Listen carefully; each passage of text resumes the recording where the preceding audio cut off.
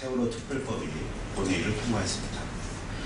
이제 세월호 참사의 진상규명과 책임자 처벌, 안전 사회로의 전환은 세월호 특별법상 위원회와 특검 역할로 남겨두게 됐습니다.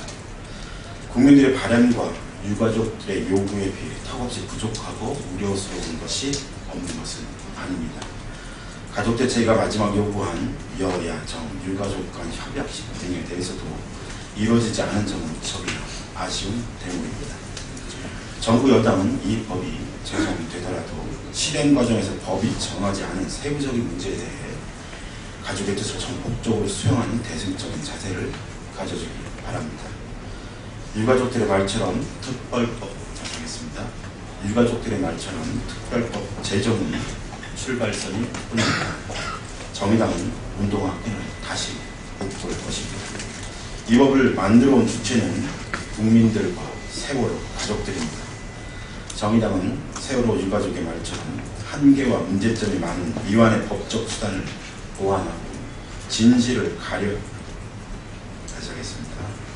정의당은 세월호 유가족의 말처럼 한계와 문제점이 많은 미완의 법적 수단을 보완하고 진실을 가리라는 집요한 방해와 장애물들을 극복하면서 정의를 회복하고 안전한 사회로 나아가는 길을 위해 국민들과 유가족들과 어깨 걸고 함께 해 나갈 것입니다.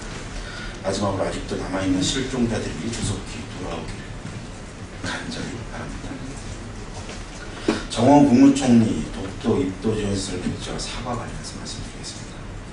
독도 입도 지원시설 백지화에 대해 정원 국무총리가 사과했습니다.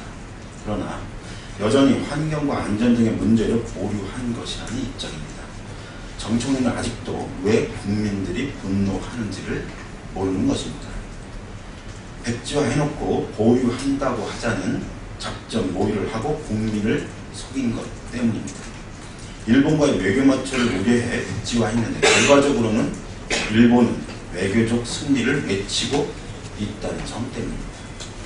결국 정부는 국민에게 거짓말 정부, 일본에게 굴욕 정부가 됐습니다. 조용한 외교를 펼치려다 떠들썩한 외교가 되어버렸습니다. 외교 마찰을 우려하다 더 큰 외교 마찰을 감당해야 하는 처지가 됐습니다.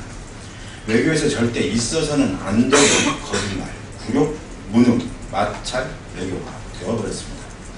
총리 사과로 넘어갈 일이 아닙니다.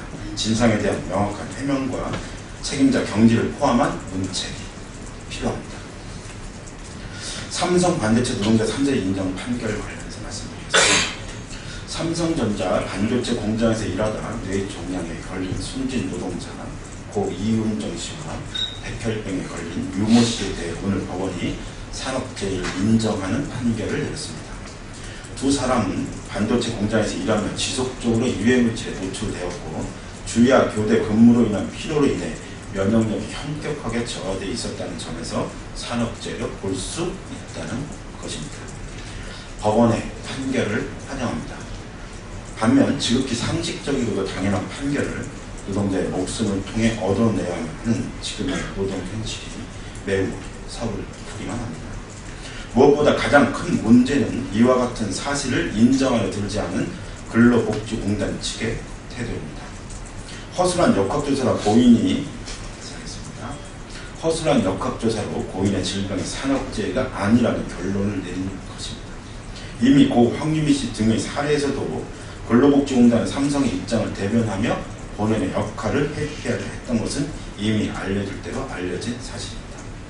그래서 오늘 법원은 근로자들에게 책임이 없는 사유로 사실관계가 제대로 규명되지 않았다면 인과관계를 추단하는 데 있어 근로자에게 유리한 정황으로 봐야 한다는 원칙을 정립해 주었습니다. 근로복지공단이 이제 제 할 일을 똑바로 하길 바랍니다.